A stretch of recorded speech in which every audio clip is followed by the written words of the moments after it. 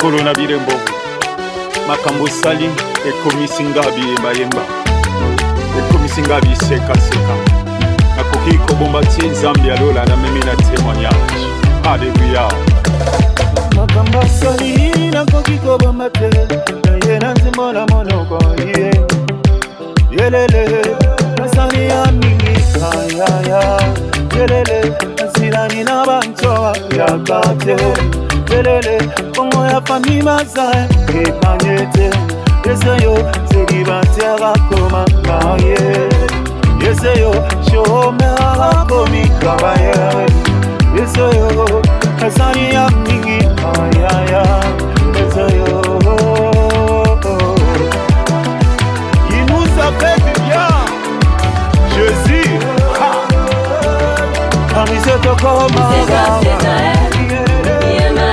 Tozo koma biyema yemba bona kamboyo Kasari ya mingi Kamikisi inana Alukori katina bampiaga Kambalora hakatima kambo yesu Asari ya mingi Arobe koringa bona kamboyo Tamboyo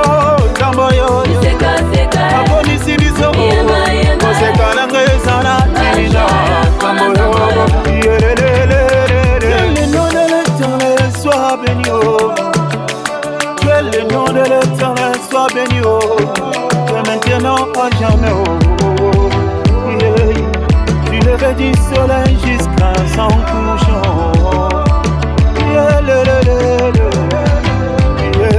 Tu m'as fait du bien.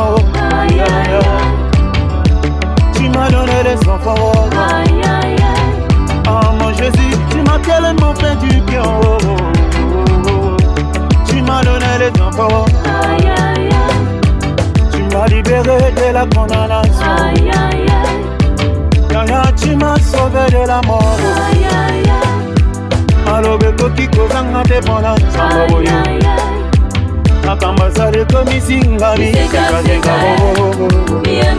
Colossiens chapitre 2 verset 14. Il a effacé l'acte dont les ordonnances nous condamnaient et qui subsistaient contre nous, et il l'a détruit en le clouant à la croix. Alléluia. Il a dépouillé les dominations, les autorités. Oh Jésus.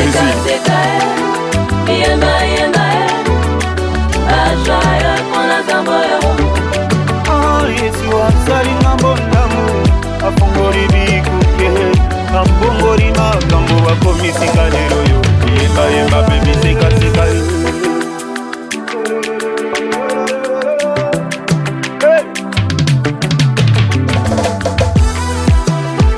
ale bina la Yesu na mutuna yo aya Jésus